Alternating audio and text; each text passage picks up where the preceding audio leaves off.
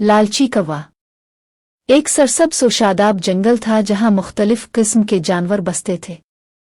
हर जानवर अपनी अपनी खुसूसियात के साथ इस जंगल में खुश व खुर्रम जिंदगी बसर कर रहा था। उन्हीं जानवरों में एक कौवा भी था जो अपनी चालाकी और मौका परस्ती के लिए मशहूर था। लेकिन बदकिस्मती से वो बहुत लालची भी था और यही आदत अक्सर इसे मुश्किल में डाल देती थी। एक दिन कौवा अपनी शाख पर बैठा हुआ था। दिन खूब रोशन था और कौवा भूख से बेताब हो रहा था। वो सोचने लगा कि आज कुछ मज़ेदार खाने को मिल जाए तो दिन बन जाए। इसी दौरान उसने एक दीवार पर नज़र डाली जहां एक रोटी का टुकड़ा पड़ा हुआ था। कौवा फौरन अपने पर फैलाए और झपट कर दीवार पर पहुंचा।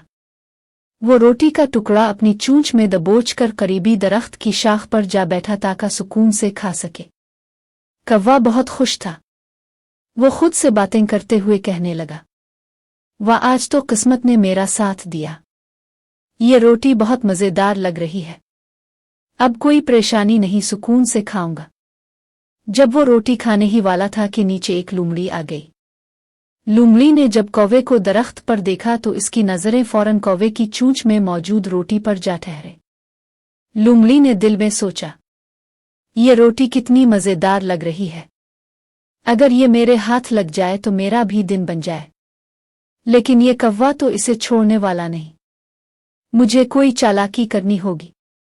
लोमड़ी को अपनी चालाकी पर भरोसा था। वो दरख्त के नीचे आकर कौवे की तरफ देखते हुए मुस्कुराई और बोली, अस्सलाम अलैकुम कौवा भाई, आप तो कितने खूबसूरत लग रहे हैं। आपके पर तो इतने चमकदार हैं कि सूरज की रोशनी भी उनके सामने मांद पड़ जाए। कौवा जो पहले ही अपनी तारीफ सुनने का शौकीन था, लोमड़ी की बातें सुनकर खुश हो गया। इसने रोटी को मजबूती से अपनी चोंच में दबाए रखा और लोमड़ी की बातें सुनने लगा। लोमड़ी ने अपनी चालाकी को मजीद आगे बढ़ाते हुए कहा, और हाँ, मैंने सुना है कि आपकी आवाज़ भी बहुत खूबसूरत है। आपका गाना तो पूरे जंगल में मशहूर है। क्या आप आज मुझे अपनी सुरीली आवाज़ में एक गीत नहीं सुनाएंगे? कौवा जो तारीफों के नशे में चूर हो चुका था, अब मजीद खुद पर काबू ना रख सका। वो दिल में सोचने लगा, वाकई मेरी आवाज़ तो बहुत खूबसूरत है। क्यों ना आज लोमड़ी को अपनी गुलकारी का मुजाहरा दिखाऊं। जैसे ही कौवा गाने के लिए मुंह खोलता है, रोटी उसकी चोंच से नीचे गिर जाती है। लोमड़ी ने मौका का फायदा उठाया और झट से रोटी उठा ली। वो खुशी खुशी हंसती हुई बोली, शुक्रिया कौवा भाई, आपने आज मेरा खाने का बंदोबस्त कर दिया। आप वाकई बहुत मेहरबान हैं। लोमड़ी ये कहकर वहां से भाग गई।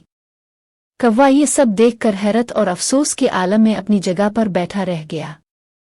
वो अपनी हमाकत पर पछताते हुए कहने लगा, ये मैंने क्या किया। अपनी लालच और झूठी तारीफों की वजह से अपनी रोटी खो दी। अब मुझे समझ आ गई कि हमेशा होशियार रहना चाहिए और झूठे लोगों की बातों में नहीं आना चाहिए। कौवा खामोशी से अपनी शाख पर बैठा रहा और ये सोचने लगा कि आइंदा वो कभी अपनी लालच और बेवकूफ़ी का मुजाहरा नहीं करेगा। पैगाम: ये कहानी हमें ये सिखाती है कि झूठी तारीफ और लालच दोनों नुकसानदेह है। अगर हम बेवकूफ़ी से उन बातों में आ गए तो नुकसान हमारा ही होगा। हमेशा अक्ल से काम लेना चाहिए और मोहतात रहना चाहिए।